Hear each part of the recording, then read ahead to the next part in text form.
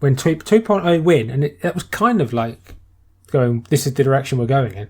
We said, though, last week about, Gargano, if it's his last match, he's going out on his back anyway. But my issue with it was that I didn't see them winning anyway. No. Like, the new NXT 2.0 team, really, they did need to win it. Because if, we might not like it all, but if you're going to go all in with it, you've got to go all in. You make NXT 2.0 what it is now, and you're bringing in all these new guys and it's kind of out with the old, in with the new. You can't have the old guard go over the new. No. So I guess it was the right call. I'm guessing Bron Breakker picks up the actual pin. On Ciampa. So that's kind of foreshadowing, I guess, for the next NXT champion. And they said that there's a New Year's Evil, the first NXT of the new year. It's not going to be on day one, is it? Is that just main roster? Main roster for day one. Right, okay. And yeah, it's like I can't remember the date itself, but it's definitely I think it's like the first NXT of the new year would be New Year's Evil. So it'd probably be Braun winning the title. I can see it happening. I guess they kind of have to. And it's not like he's not good, is it? Oh no, you can tell. Yeah, you can tell he's a Steiner. Yeah, because like I say, he does Scott Steiner's moves, not his dad's moves.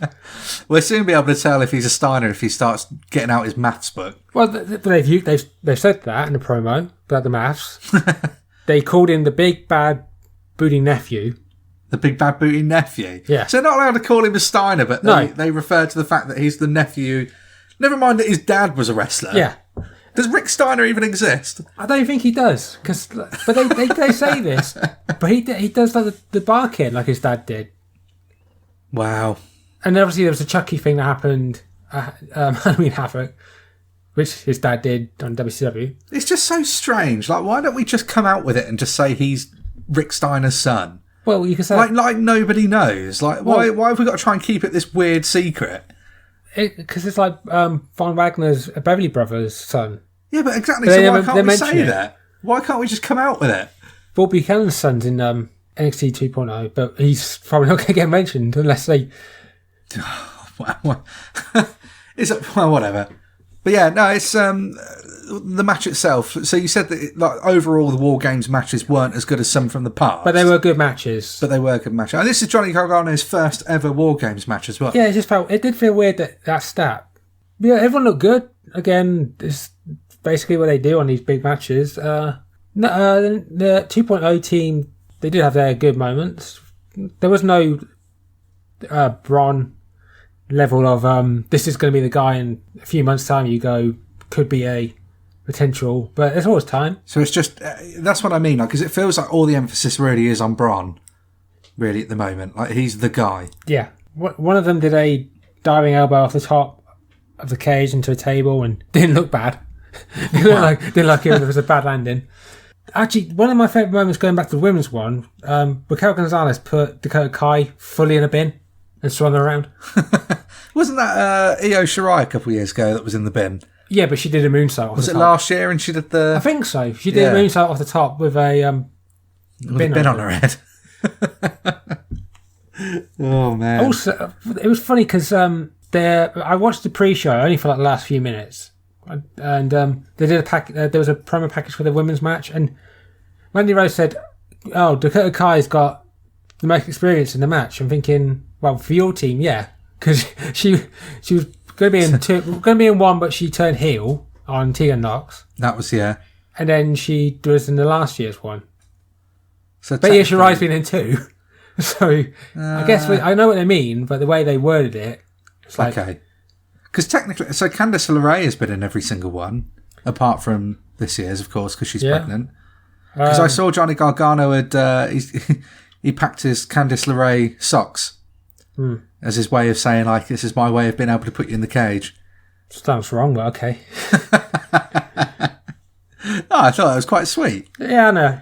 I might check the show out. I might check some bits of it out, but overall... I don't know, man. It still kind of feels weird to me, like this whole thing. And well, one of the funnier things was because it was Roderick Strong defending the cruiserweight title against someone who's not cruiserweight. The rumour online was the Cruiserweight title was going to be retired, but Strong won, so I don't know what that means, if that means anything. Well, it's just a weird thing, isn't it, to just have him go up against someone that, again, like the Cruiserweight title still kind of is, I don't want to say meaningless, but it's just not an important belt. Well, seeing as he was feuding with Odyssey Jones, who's a 350-pounder. Yeah. It's just, I don't know. It's not taken seriously. If they would call it the open weight title, fair enough.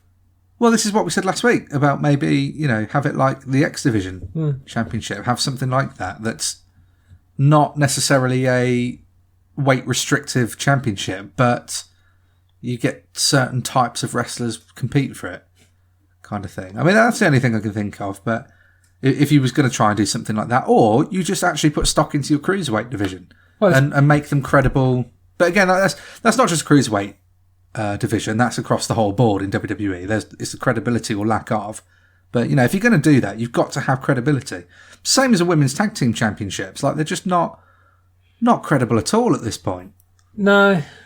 And 24/7 title is not credible, but it's not really meant to be. It's that one is a joke championship, but at least it's it knows what it is.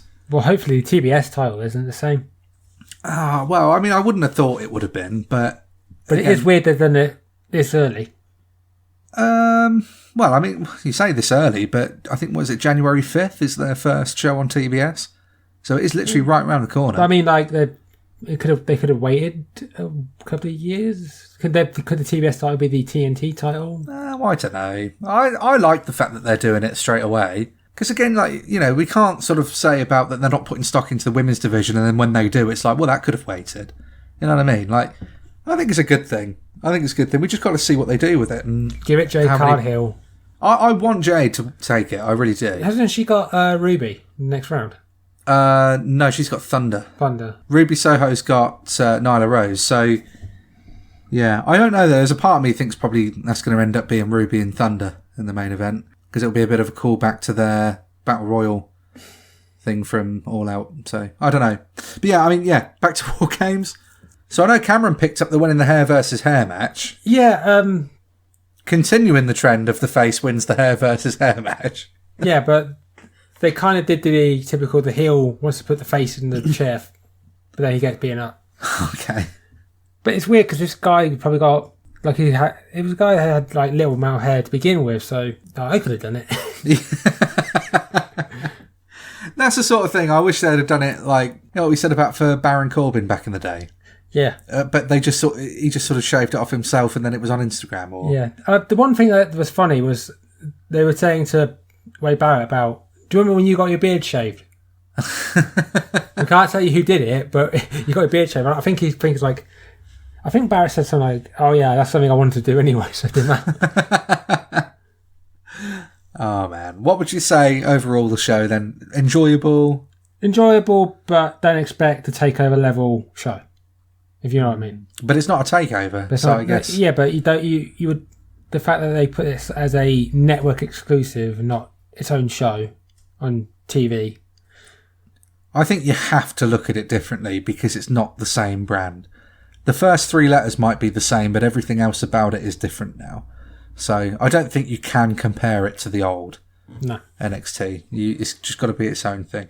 Time will tell with it, but we will just have to sit back and see how it all plays out, really. But hopefully a good thing out of it will be that they do make some stars. And then hopefully that means they can stop trying to sign more people where they mess them over and just release them. But yeah, time will tell. We'll see. One ball. I did it.